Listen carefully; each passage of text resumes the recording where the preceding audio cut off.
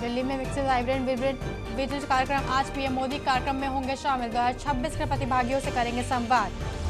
कारगिल विजय दिवस की 27वीं वर्षगांठ आज। रक्षा मंत्री राजनाथ सिंह लद्दाख के कारगिल जाएंगे। 1999 में शहीद हुए वीर सैनिकों को देंगे श्रद्धांजलि। धर्मेंद्र प्रधान के इस्तीफे के बाद कांग्रेस सांसद राहुल गांधी ने बताया छात्रों को ऐतिहासिक जीत। कहा अभी खत्म नहीं हुआ, अगला निशाना नितिन गडकरी होंगे। बीजेपी कार्यकर्ताओं के लिए पद से बड़ा देश। धर्मेंद्र प्रधान के इस्तीफे पर बोले गृह मंत्री अमित शाह।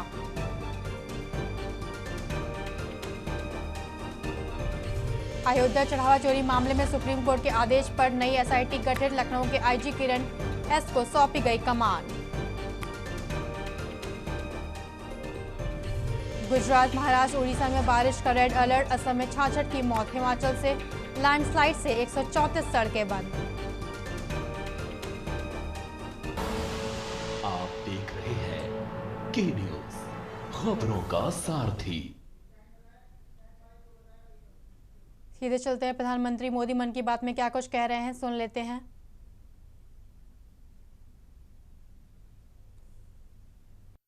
साथियों, आज का भारत अपने वीरों को सिर्फ याद ही नहीं करता, बल्कि नई पीढ़ी तक उनकी गाथा भी पहुंचाता है। इसी भावना से इस वर्ष एक विशेष शौर्य विजय यात्रा निकाली गई है। 14 जुलाई को दिल्ली के नेशनल वॉर मेमोरियल से शुरू हुई ये मोटरसाइकिल यात्रा द्रास के करगिल वॉर मेमोरियल तक पहुंचेगी। इसका संदेश है one ride, one nation, one salute. ये यात्रा हमें याद दिलाती है कि राष्ट्र के लिए दिया गया बलिदान कभी भुलाया नहीं जा सकता। साथियों, आज भारत अपने सैनिकों के साहस के साथ साथ अपनी तकनीकी क्षमता को भी लगातार मजबूत कर रहा है। कुछ दिन पहले भारतीय नौसेना में आईएनएस महेंद्रगिरी शामिल किया गया। यह आधुनिक जंगी जहाज भारत में ही डिजाइन किया गया है, भारत में ही बना है। इसमें 75% से अधिक स्वदेशी सामग्री का उपयोग हुआ है। यह आत्मनिर्भर भारत की बढ़ती शक्ति का प्रतीक है। इसी महीने डीआरडीओ ने Pinaka long range guided rocket का भी सफल परीक्षण किया। इस सफलता के पीछे हमारे वैज्ञानिकों और इंजीनियरों का सामूहिक परिश्रम है। 2-3 दिन पूर्व ही डीआरडीओ ने कुशा मिसाइल का भी सफल परीक्षण किया है। साथियों, आज रक्षा उत्पादन हो, रक्षा निर्यात हो या मित्र देशों के साथ राजनीतिक सहयोग, भारत लगातार नई ऊंचाइयों की ओर बढ़ रहा है। इस महीने की शुरुआत में मैं इंडोनेशिया में था, जहां ब्रह्मोस और अस्त्र मिसाइलों के लिए एक बड़ा समझौता हुआ है। दुनिया का भरोसा भारत के रक्षा उपकरणों और तकनीक पर बढ़ रहा है। आइए इस करगिल विजय दिवस पर हम अपने अमर शहीदों को नमन करें और एक सुरक्षित, सक्षम और आत्मनिर्भर भारत के निर्माण का अपना संकल्प और मजबूत करें। मेरे प्यारे देशवासियों, मन की बात के पिछले एपिसोड में मैंने आपसे कैच द रेन अभियान की चर्चा की थी। मैंने आग्रह किया था कि बारिश की हर बूंद को सहेजने के इस अभियान को जन आंदोलन बनाएं। कैच द रेन का संदेश बहुत सीधा है। जहां बारिश गिरे, जब बारिश गिरे, पानी को वहीं सहेजिए। इसलिए 4 जुलाई से देश भर में एक विशेष अभियान भी चलाया जा रहा है। इसके तहत बारिश के पानी के संचयन, ग्राउंड वाटर रिचार्ज, पुराने जल स्रोतों के पुनर्जीवन और वृक्षारोपण को नई गति दी जा रही है। मुझे बहुत खुशी है कि गांव हो या शहर, पंचायतें हो या सामाजिक संस्थाएं, हर जगह लोगों ने बढ़ चढ़कर भागीदारी की है। कहीं पुराने तालाबों से खाद निकाली जा रही है, कहीं कुआं और बावड़ियों को फिर से जीवन दिया जा रहा है। बंद पड़े बोरवेल अब ग्राउंड वाटर रिचार्ज का माध्यम बन रहे हैं। साथियों, मध्य प्रदेश के सीधी जिले में करीब 1,500 तालाब बनाए गए हैं। नरसिंहपुर में अमृत सरोवरों को संवारा गया है। महाराष्ट्र के नासिक में बड़ी मात्रा में पानी सहेजने की क्षमता विकसित हुई है। आंध्र प्रदेश के नंदयाल में सभी ग्राम पंचायतें इस अभियान से जुड़ी हैं। और पुराने तालाबों को फिर से उपयोगी बनाया गया है। हमारे शहर भी पीछे नहीं है। छत्तीसगढ़ के कोरबा, उड़ीसा के भुवनेश्वर और आंध्र प्रदेश के विजयनगरम इस अभियान के उत्साहजनक परिणाम दिखाई दे रहे हैं। आइए हम भी अपने आसपास किसी एक तालाब, कुएं या बावड़ी की जिम्मेदारी लें, पानी की हर बूंद बचाएं। आज बचाई गई हर बूंद आने वाली पीढ़ियों के भविष्य की सबसे बड़ी पूंजी है। मेरे प्यारे देशवासियों, कुछ ही दिन पहले ग्लासगो में कॉमनवेल्थ गेम्स शुरू हुए हैं। हर देशवासी भारतीय दल को निरंतर अपनी शुभकामनाएं दे रहा है। उनकी कामना है कि सभी खिलाड़ी और एथलीट बेहतरीन प्रदर्शन करें और लोगों का दिल भी जीतें। साथियों, हमारे युवाओं ने हाल के दिनों में स्पोर्ट्स में कई शानदार उपलब्धियां हासिल की हैं। पीवी सिंधु बैडमिंटन में जापान ओपन का खिताब जीतने वाली पहली भारतीय बन गई हैं। उनकी इस उपलब्धि पर पूरे देश को गर्व है।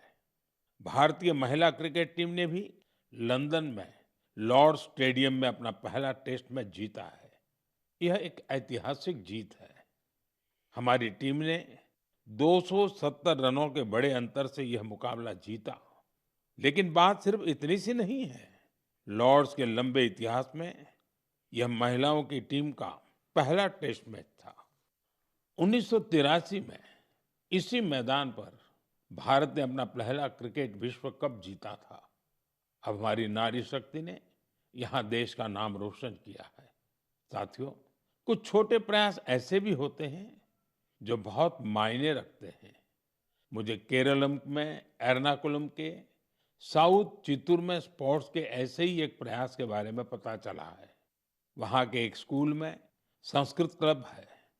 यहाँ के टीचर अभिलाष जी बड़े अनूठे तरीके से संस्कृत को लोकप्रिय बना रहे हैं। इस प्रोजेक्ट को अक्षर कंदुक नाम दिया गया है। इसमें संस्कृत के अक्षरों को फुटबॉल में इस्तेमाल होने वाले शब्दों से जोड़कर आसान तरीके से समझाया जाता है। इससे सीखने में आनंद मिलता है, साथ ही खेलों से लोगों का जुड़ाव भी बढ़ता है। मेरे प्यारे देशवासियों, पिछले रविवार विक्रम-1 इसके सफल लॉन्च से हर देशवासी गौरव से भरा हुआ है। हम सभी भारतीय स्पेस सेक्टर के इस ऐतिहासिक क्षण के साक्षी बने। ये प्राइवेट सेक्टर द्वारा विकसित भारत का पहला रॉकेट है। हमारे युवा इनोवेटर्स ने वो कर दिखाया जिसकी कल्पना तक मुश्किल थी। उन्होंने गजब की स्किल, पैशन और पेशेंस दिखाया। लंबे समय तक हमारा स्पेस सेक्टर निजी क्षेत्र के लिए बंद रहा था। इस सेक्टर में रुचि रखने वाले काफी युवाओं को अपनी प्रतिभा दिखाने का अवसर नहीं मिल पा रहा था। युवा हित को देखते हुए हमने स्पेस सेक्टर को प्राइवेट सेक्टर के लिए खोला। आज इसका परिणाम दुनिया देख रही है। साथियों, हमारे युवा साथी साइंस में भी भारत का मस्तक ऊंचा कर रहे हैं। साइंस ओलंपियाड्स दुनिया के सबसे महत्वपूर्ण कंपटीशन में से एक है। इनमें बड़ी संख्या में स्टूडेंट्स हिस्सा लेते हैं। इस महीने फिजिक्स, केमिस्ट्री, बायोलॉजी और मैथमेटिक्स के ओलंपियाड हुए। इन कॉम्पिटिशन्स में भारतीय दल का प्रदर्शन शानदार रहा। फिजिक्स ओलंपियाड में हमारे सभी 5 स्टूडेंट्स ने गोल्ड मेडल जीते और भारत ने पहली रैंक हासिल की। पिछले 1 दशक में हुए हर फिजिक्स ओलंपियाड में हमारे देश के स्टूडेंट्स ने गोल्ड या सिल्वर मेडल जरूर जीता है। केमिस्ट्री ओलंपियाड में भी हमारे सभी स्टूडेंट्स ने गोल्ड मेडल जीता। यह अब तक की बेस्ट परफॉर्मेंस रही है। बायोलॉजी ओलंपियाड में भी हमारे सभी स्टूडेंट्स ने मेडल जीते। इनमें एक गोल्ड मेडल भी शामिल है। वहीं मैथमेटिक्स ओलंपियाड में हमारे स्टूडेंट्स ने 2 गोल्ड और 4 सिल्वर मेडल्स अपने नाम किए। मुझे देश की युवा शक्ति पर बहुत गर्व है।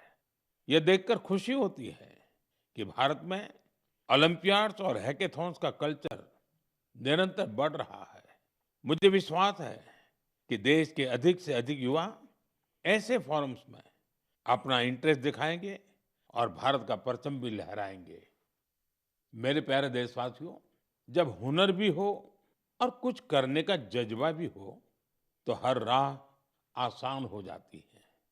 कश्मीर की पारंपरिक चटाई वगू को लेकर आज जो प्रयास हो रहे हैं, उसमें इसी की झलक मिलती है।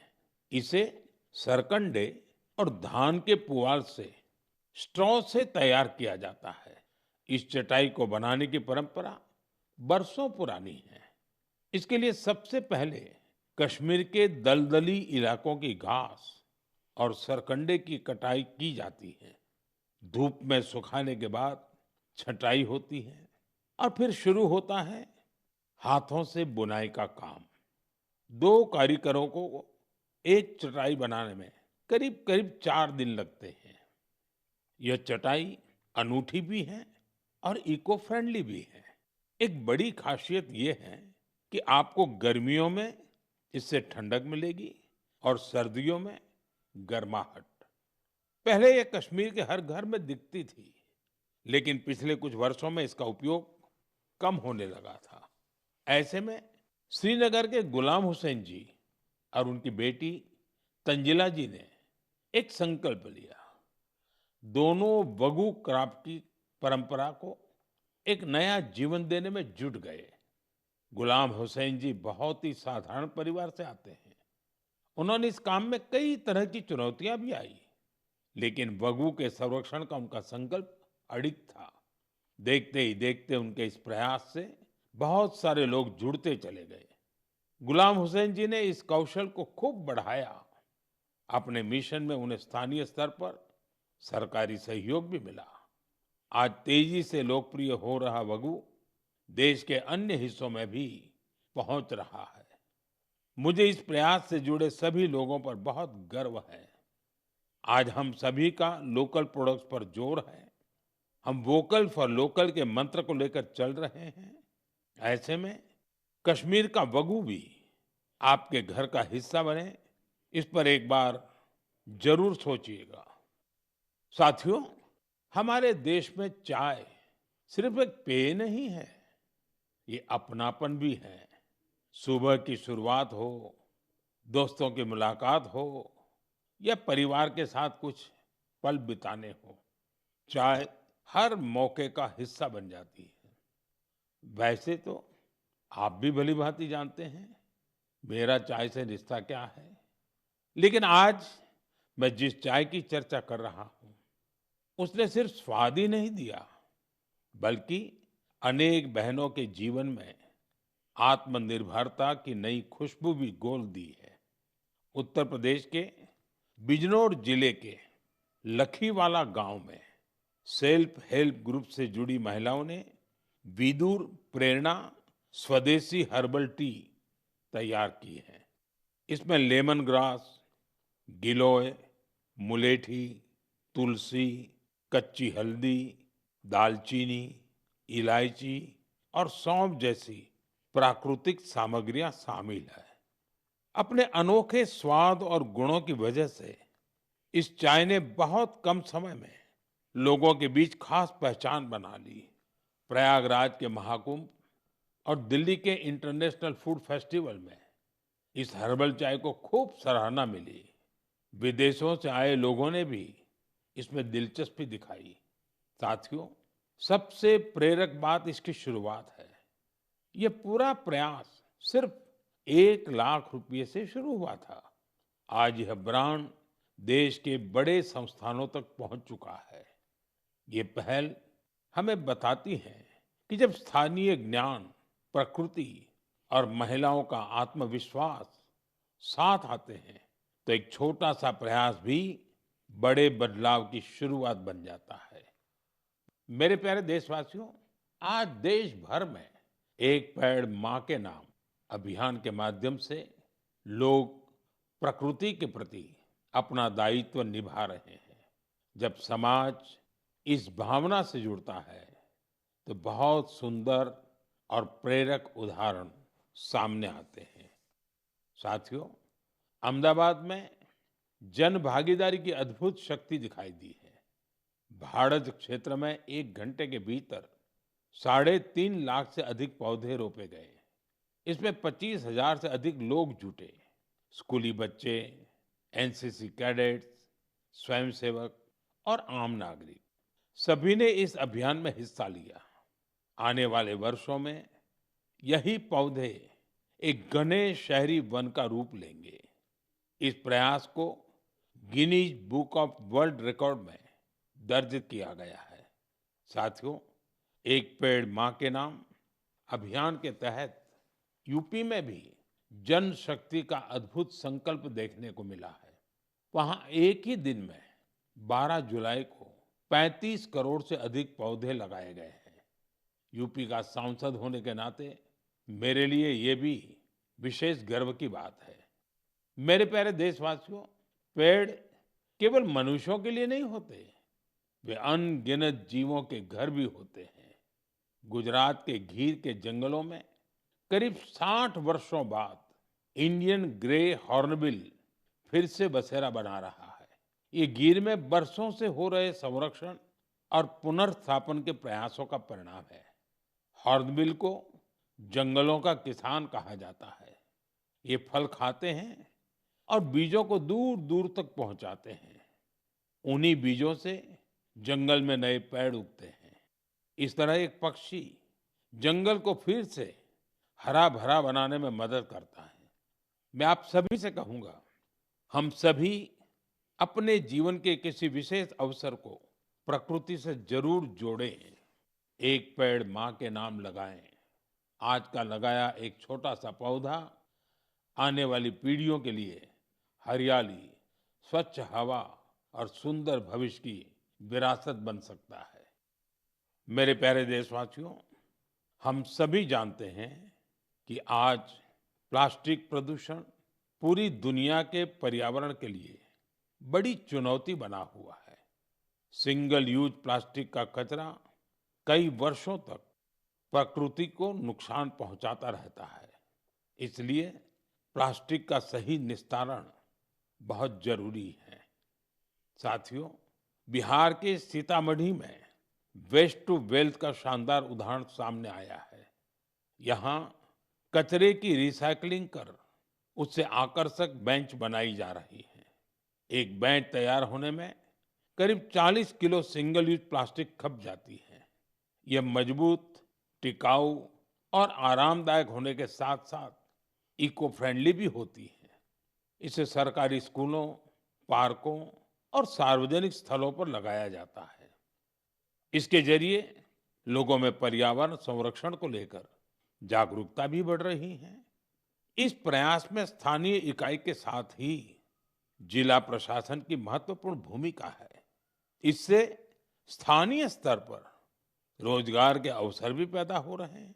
सीतामढ़ी का यह प्रयास हमें बताता है कि रिड्यूस, रीयूज और रिसाइकल आज केवल एक नारा नहीं, बल्कि हमारे जीवन का हिस्सा बनता जा रहा है। साथियों, आपको याद होगा, पिछली बार मन की बात में मैंने गणेश उत्सव की बात की थी। मैंने आग्रह किया था कि हमें अपने देश की मिट्टी से ही बने गणेश जी की पूजा करनी चाहिए। जो पीओपी से बने गणेश जी होते हैं या विदेश से आई गणेश जी की प्रतिमा होती है, उसके बजाय हमें देश की मिट्टी से बने गणेश जी को घर में स्थापित करना चाहिए। इस विषय पर अनेक लोगों ने मुझे संदेश भेजा है और अपने विचार रखे हैं। लोगों ने बताया कि उन्होंने मेरे आग्रह को अपनाया है। उन्होंने स्थानीय मिट्टी से तैयार होने वाले गणेश जी को स्थापित करने का संकल्प लिया है। लोगों ने लिखा है कि मन की बात में पहले ही इस पर चर्चा हुई, इससे उन्हें सही वक्त पर सही कदम उठाने में मदद मिली। मैं एक बार फिर अपना आग्रह दोहराता हूं। इस बार गणपति पूजा में देश की मिट्टी से बने गणेश जी को अपने घर पर स्थापित करें, उनकी पूजा करें। आपका ये प्रयास भी एक तरह से प्रकृति की ही पूजा होगा। मेरे प्यारे देशवासियों, अब मैं आपको एक ऐसे व्यक्ति के बारे में बताऊंगा जिनके बारे में सुनकर आपको बहुत गर्व होगा। एक ऐसे व्यक्ति जो साइंस और इनोवेशन के क्षेत्र में बढ़ चढ़कर काम कर रहे हैं, दुनिया में जिनकी पहचान बन रही है, लेकिन इसके बाद भी वो अपनी जड़ों से गहराई से जुड़े हुए हैं। अवसर मिलते ही वो अपनी मिट्टी का सम्मान करना नहीं भूलते। वो व्यक्ति हैं मणिपुर के डॉक्टर रोनाल्डो रेशराम जी। नाम उनका रोनाल्डो है, लेकिन काम से वो एक एस्ट्रोफिजिसिस्ट है। वे जापान में काम करते हैं और यंग गैलेक्सीज के एक विशाल समूह की खोज करने वाली टीम का हिस्सा रहे हैं। आप जानना चाहेंगे कि उन्होंने आखिर किया क्या है? दरअसल उन्होंने इस पूरे समूह का नाम मणिपुर की एक खूबसूरत झील से जोड़कर लोकटक प्रोटो क्लस्टर रखा है। लोकटक ताजे पानी की बहुत बड़ी झील है। लोकटक लेक में तैरती हुई फुमड़ी मिलकर एक अनोखा लैंडस्केप बनाती है। ऐसा लगता है कि विशाल समंदर में छोटे छोटे द्वीप तैर रहे हो। उसी प्रकार यूनिवर्स में ये यंग गैलेक्सीज भी एक विशाल संरचना का निर्माण करती है। आज मणिपुर की लोकटक केवल देश के मैप पर ही नहीं, बल्कि विशाल ब्रह्मांड में भी अपनी चमक बिखेर रही है। यह उपलब्धि हर भारतीय का गौरव बढ़ाने वाली है। इससे हमारे युवा साथियों को सीख मिलती है कि वे अपनी परंपरा से जुड़े रहकर भी नई ऊंचाइयों को छू सकते हैं। ये ऐसी जड़ें हैं जो सितारों की दुनिया को भी जगमगा सकती हैं। मेरे प्यारे देशवासियों, कुछ ही दिनों बाद 7 अगस्त को हमारा देश नेशनल हैंडलूम डे मनाएगा। इस अवसर पर हम अपने बुनकर भाई बहनों के कौशल और उनकी सृजनशीलता का उत्सव मनाते हैं। हमारे ये साथी पीढ़ियों से चली आ रही परंपराओं को आगे बढ़ा रहे हैं। साथियों, हथकरघे से बना हर परिधान किसी न किसी क्षेत्र, समुदाय और इससे जुड़े असंख्य लोगों की कहानी को सामने लाता है। ये वो लोग हैं जो गर्व के साथ भारत की सांस्कृतिक विरासत को संजोने में जुटे हैं। आज के दिन मेरा आग्रह है कि हम हस्तकला को प्रोत्साहित कर अपने बुनकर साथियों का सम्मान करें। आइए हम वोकल फॉर लोकल की भावना को और सशक्त करें। साथियों, आज देश में जिस तरह हैंडलूम को बढ़ावा दिया जा रहा है, उससे बड़ी संख्या में लोगों का जीवन बेहतर हो रहा है। पोचमपल्ली से पटना और कुथमपल्ली से कच्छ तक इसके कई उदाहरण देखने को मिलते हैं। आज ऐसे कई लोग और समूह हैं जो हैंडलूम की हमारी गौरवशाली परंपरा को नई ऊर्जा और पहचान दे रहे हैं। कोई पोचमपल्ली इकत की सुंदर परंपरा को आगे बढ़ा रहा है, तो कोई महिला बुनकरों को जोड़कर वूल प्रोडक्ट्स बना रहा है। कुछ लोग केरलम की पारंपरिक कसाऊ कला को संरक्षित कर रहे हैं। इससे हमारी माताओं बहनों को रोजगार भी मिल रहा है। साथियों, एक और विषय जिसका मैं विशेष रूप से उल्लेख करना चाहूंगा, वह है खादी। हम सभी जानते हैं कि खादी महात्मा गांधी को बहुत प्रिय थी। बीते कुछ वर्षों में खादी काफी लोकप्रिय हुई है। पिछले 12 वर्षों में इसकी बिक्री 6 गुना बढ़ी है। बिक्री का यह आंकड़ा अब 8,000 करोड़ रुपए के करीब पहुंच चुका है।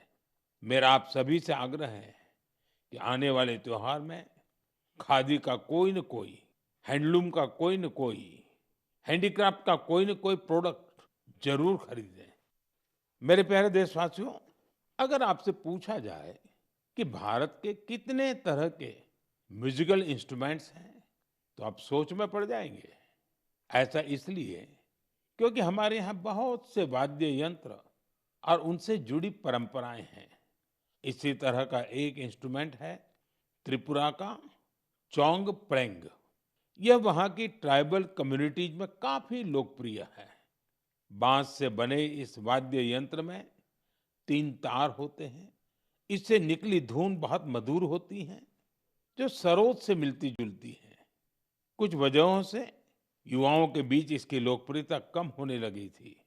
ऐसे में सूरज कुमार देव वर्मा जी ने इसे फिर से लोकप्रिय बनाने का संकल्प लिया।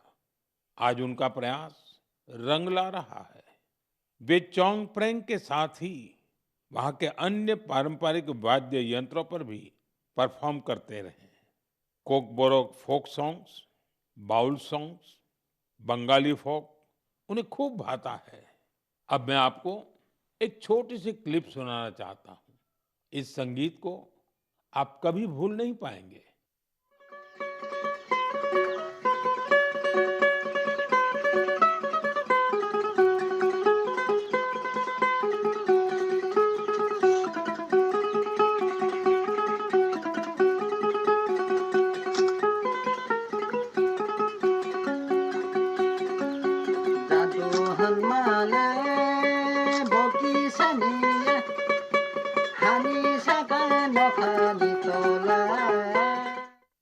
साथियों, मुझे विश्वास है इसे सुनकर आपके मन को बहुत अच्छा लगा होगा।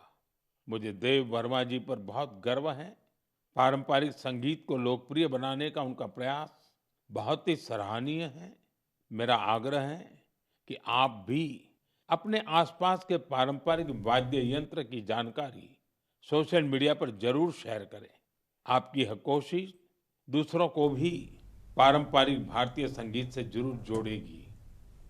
मेरे प्यारे देशवासियों, कल 27 जुलाई को भारत रत्न डॉक्टर एपीजे अब्दुल कलाम जी की पुण्यतिथि है। डॉक्टर कलाम के व्यक्तित्व में कई प्रेरक रूप थे, लेकिन उनके हृदय के सबसे करीब एक शिक्षक की भूमिका थी।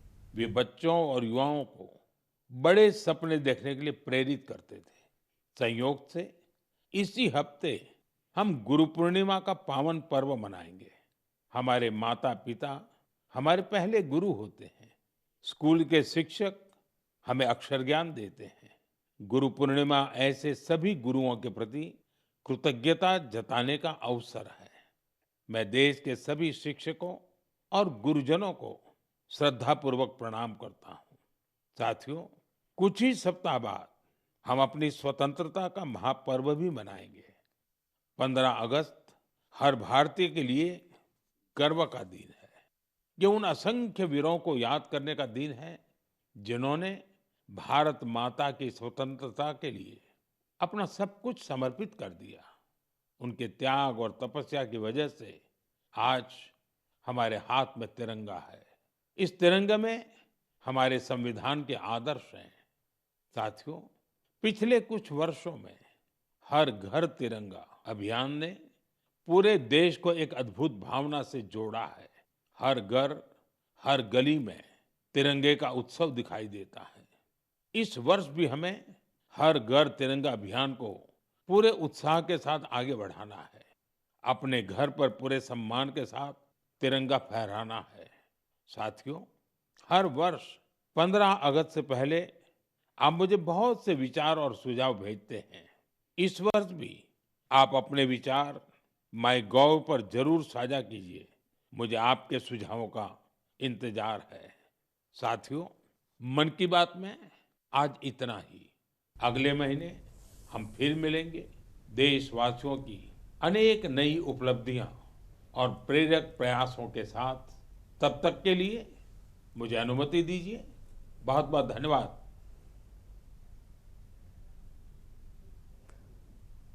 आप सुन रहे थे प्रधानमंत्री मोदी के मन की बात। यहाँ रुकेंगे एक छोटे से ब्रेक के लिए।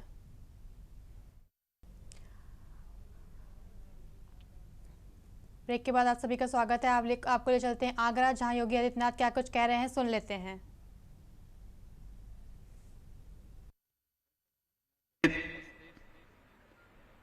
केंद्रीय मंत्री और आगरा के लोकप्रिय सांसद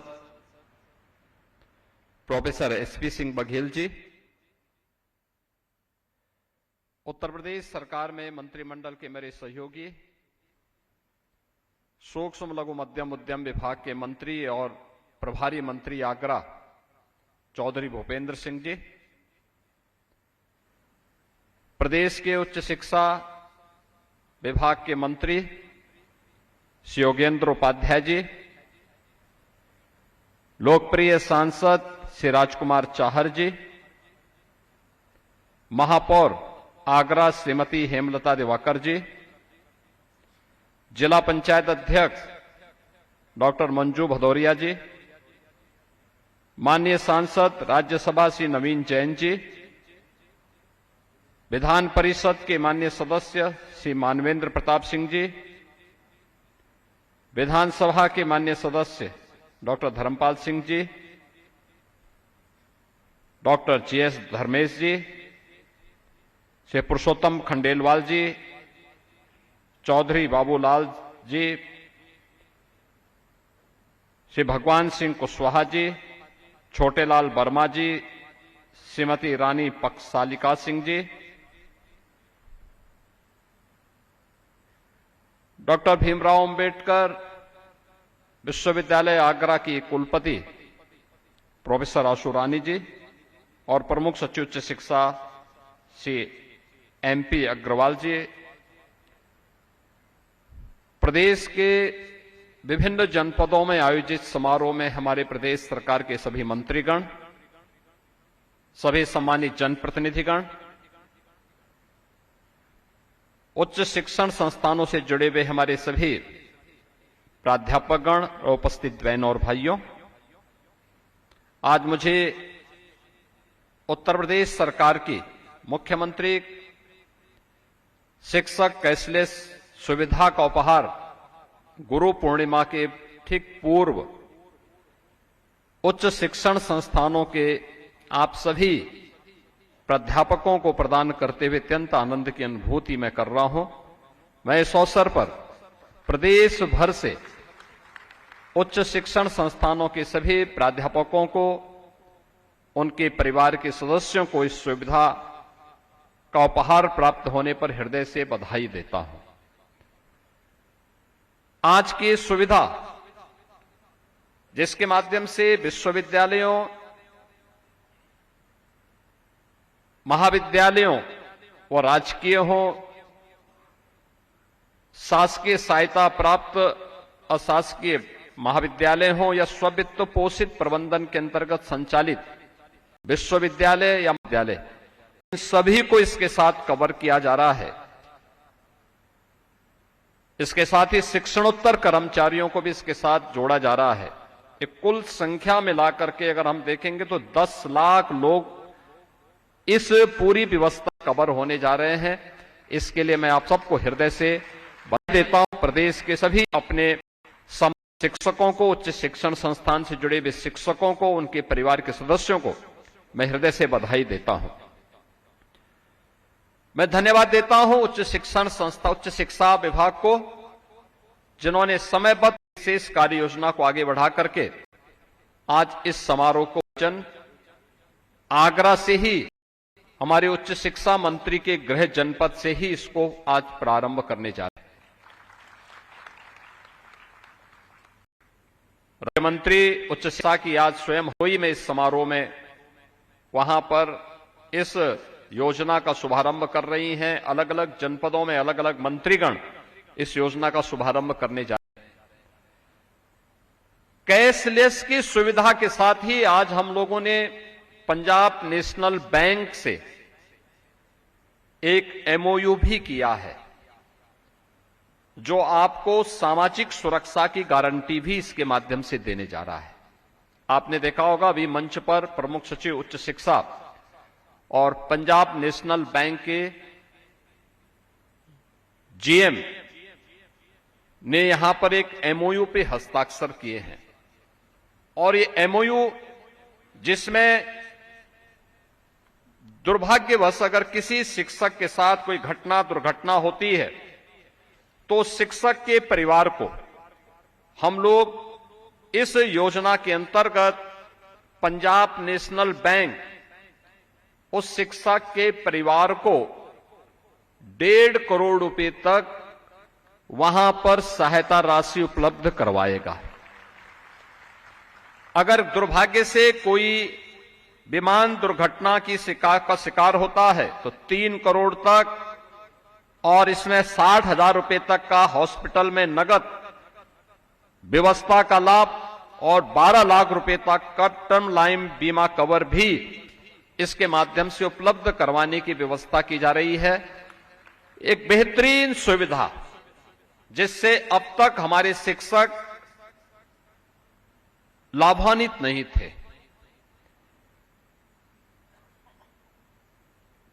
किसी के सामने इस प्रकार की घटना न हो, किसी को हॉस्पिटल न जाना पड़े, दुर्घटना का शिकार न होना पड़े,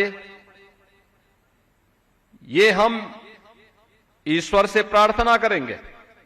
लेकिन व्यवस्था है, घटनाएं दुर्घटनाएं अगर बोल करके नहीं आती हैं, मुहूर्त देख करके नहीं आती हैं, कोई भी व्यक्ति इसकी चपेट में आ सकता है।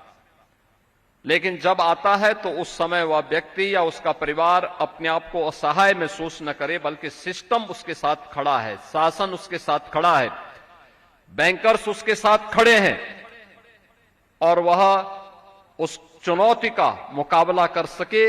इस दृष्टि से ये दो प्रकार की सुविधा, जिसमें एक प्रकार की सुविधा जिसमें प्रतिवर्ष 5 लाख रुपए की कैशलेस स्वास्थ्य की सुविधा राज्य सरकार आज को उपलब्ध करा रही है, और दूसरा राज्य सरकार के सहयोग से आपको सामाजिक सुरक्षा की गारंटी भी उपलब्ध करवाई जा रही है, जिसमें शासकीय जितने भी हमारे महाविद्यालय हैं, विश्वविद्यालय हैं या गवर्नमेंट एडेड कॉलेजेज हैं, उनके प्राध्यापकों को 1.5 करोड़ से लेकर के 3 करोड़ रुपए तक की सहायता किसी घटना दुर्घटना में स्थायी विकलांगता के अवसर स्थिति में ये उपलब्ध पीएनबी पंजाब नेशनल बैंक के माध्यम से उनको बीमा कवर उपलब्ध करवाया जा रहा है। इसके साथ ही मैं पंजाब नेशनल बैंक से कहूंगा कि स्ववित्त पोषित और निजी विश्वविद्यालय के शिक्षकों को भी इस योजना से कवर करने की व्यवस्था को उनके साथ जोड़ना चाहिए, जिससे उनके साथ कोई घटना दुर्घटना होने पर वह उन्हें भी एक बीमा कवर उपलब्ध करवा सके। इसके लिए भी एक व्यवस्था उनको आगे बढ़ानी चाहिए। और शिक्षणोत्तर कर्मचारियों को भी, अभी तक इस व्यवस्था में शिक्षणोत्तर कर्मचारी नहीं थे, लेकिन जो 50,000 शिक्षणोत्तर कर्मचारी हमारे उच्च शिक्षण संस्थानों में विश्वविद्यालयों में कार्यरत हैं, उनको भी हम इस व्यवस्था से कवर करने की व्यवस्था का एक इस व्यवस्था को आगे बढ़ाने जा रहे हैं। मैं इस अवसर पर सभी सम्मानित शिक्षकों को, शिक्षणोत्तर कर्मचारियों को और शिक्षा की व्यवस्था के साथ प्रत्यक्ष और अप्रत्यक्ष रूप से जुड़े हुए उन सभी लोगों को जिन्हें इन सभी सुविधाओं का लाभ मिलने जा रहा है, उन सबको मैं हृदय से अपनी बधाई देता हूं, अपनी शुभकामनाएं देता हूं।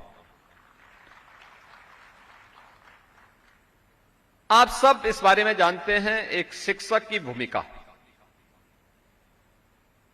भारत की परंपरा में आज से नहीं, प्राचीन काल से ही उसका स्थान सर्वोच्च रहा है।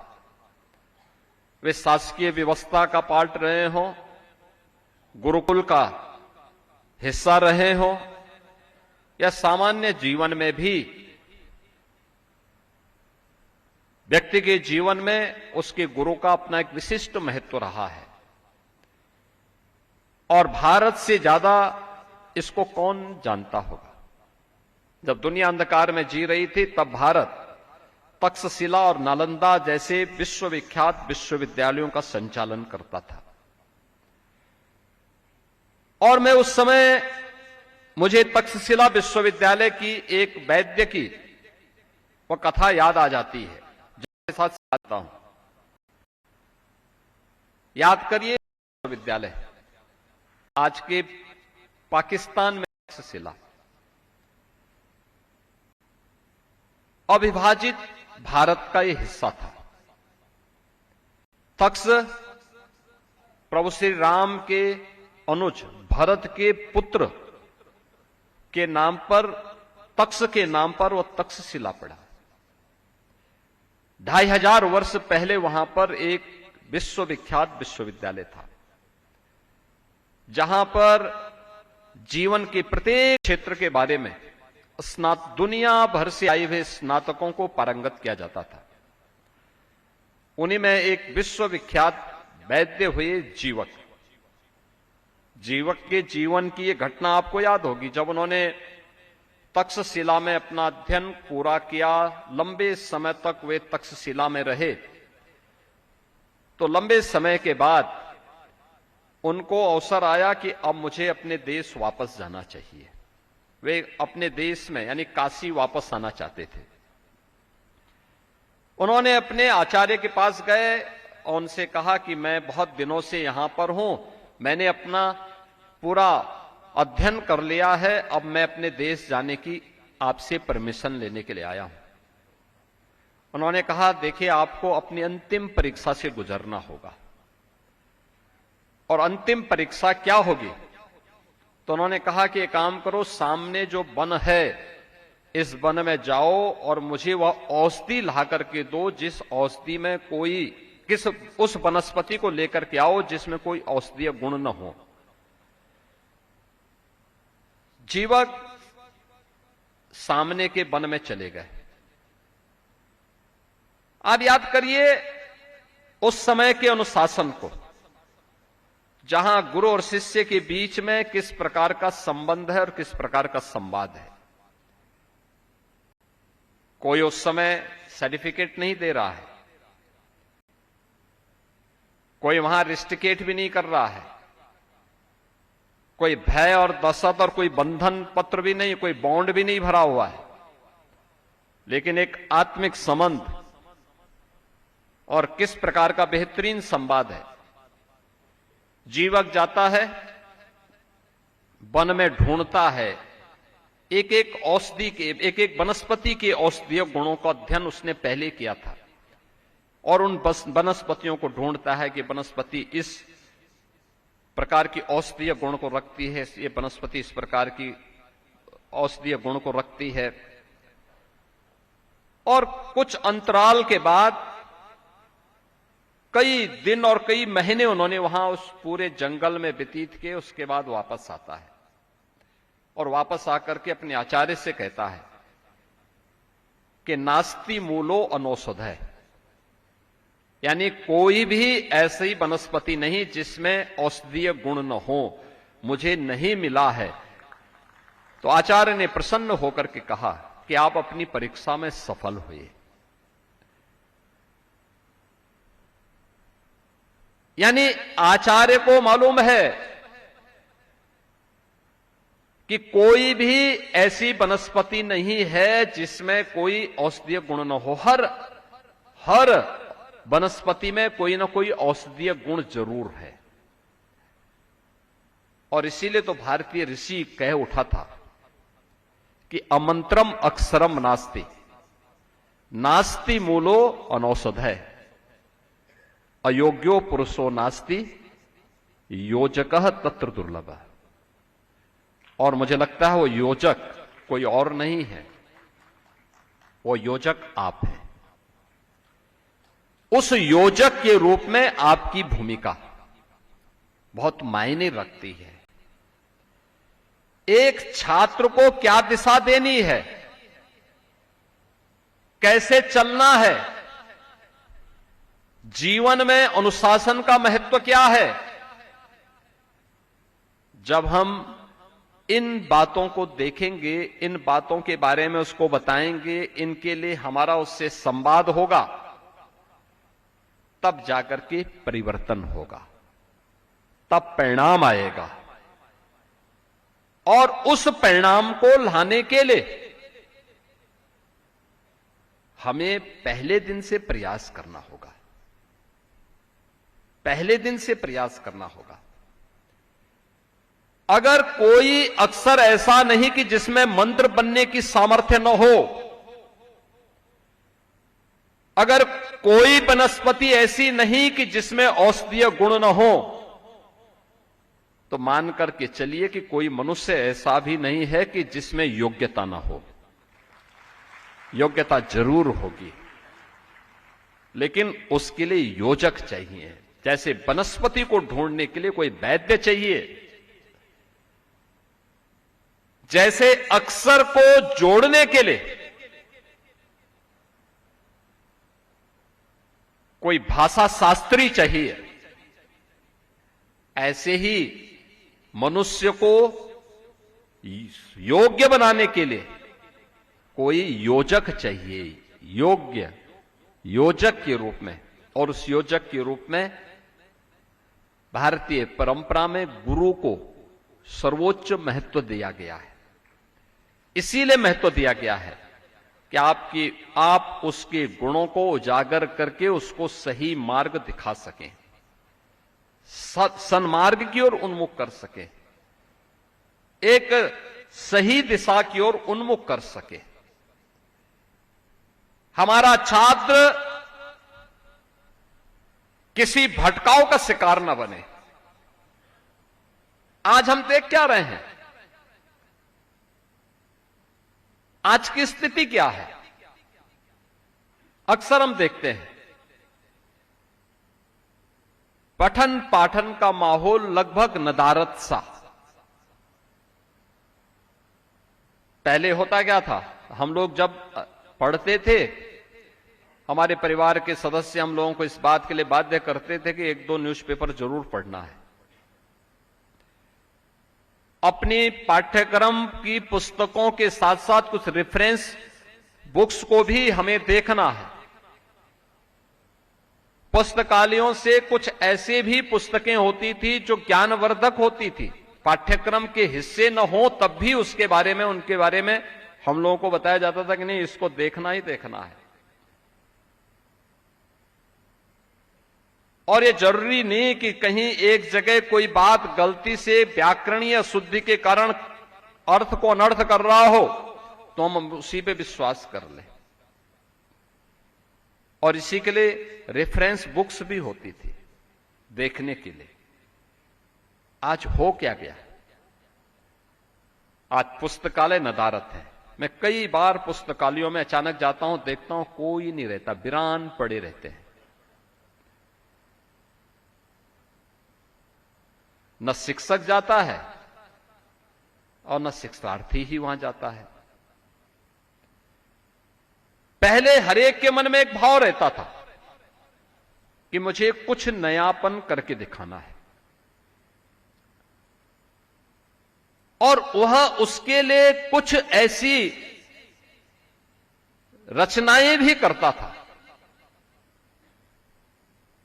जो अपने आप में कालजयी हो जाती थी, लोगों के लिए प्रेरणा बन जाती थी।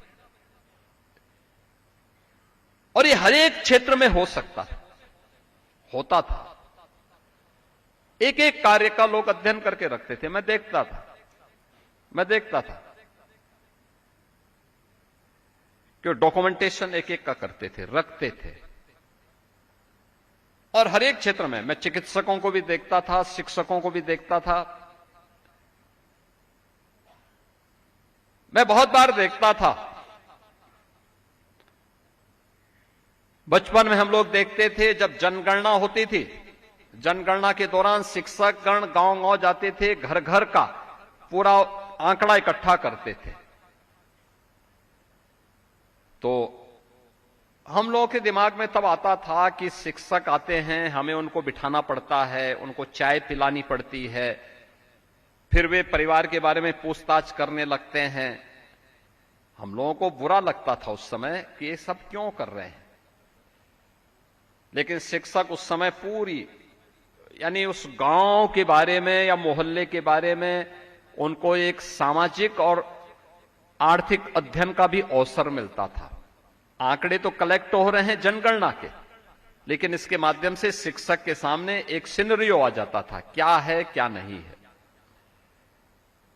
और बीच के कालखंड में हाई कोर्ट में कोई सज्जन गए, उन्होंने कहा, हाई कोर्ट ने भी कहा भाई शिक्षकों को इससे मुक्त कर दो। मुक्त हो गए तो वह उस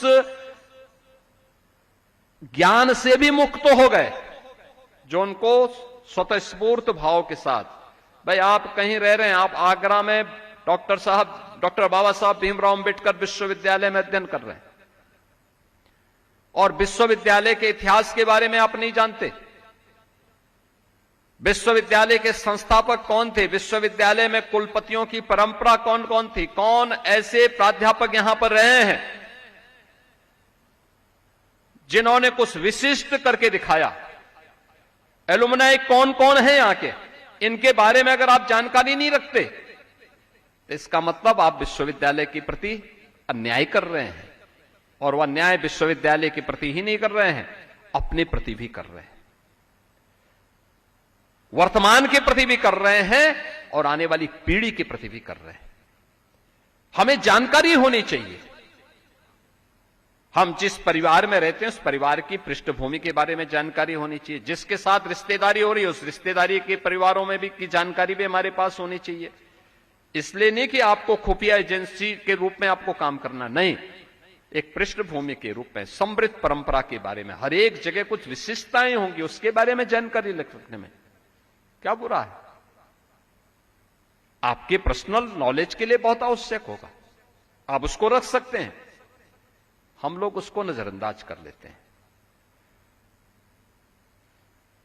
आप जिस दिन अपने क्लास में जाते होंगे, पहली क्लास लेते होंगे सत्र की, पहली क्लास को आप रूटीन के पाठ्यक्रम की बजाय परिचयात्मक रूप से लें और पाठ्यक्रम का एक सामान्य परिचय बच्चे को देकर के रोचक माहौल बनाने का प्रयास करेंगे। आप देखना आपकी क्लास के प्रति छात्रों के मन में एक जिज्ञासा आएगी, आने का इच्छुक होगा। अन्यथा बहुत बार होता क्या है, प्रारंभ में छात्र आते हैं, जब क्लास बोरियत वाली हो जाती है तो उसके बाद वे सब क्लास छोड़ करके जा चुके होते हैं। अंत में हम लोग देखते हैं कि केवल प्राध्यापक रहता है, सामने दो चार मजबूरी में आने वाले जीव बैठे होते हैं, बाकी उनको कोई रुचि नहीं होती कि क्लास में कुछ हो रहा है कि नहीं हो रहा है। कारण है हमने उसको रोचक बनाने का प्रयास नहीं किया। हमने बीच बीच में कुछ ऐसे उद्धरण देने के प्रयास नहीं किए जो किसी छात्र को उसके प्रति आकर्षित कर सके और उसके पाठ्यक्रम को और सुरुचिपूर्ण बना सके।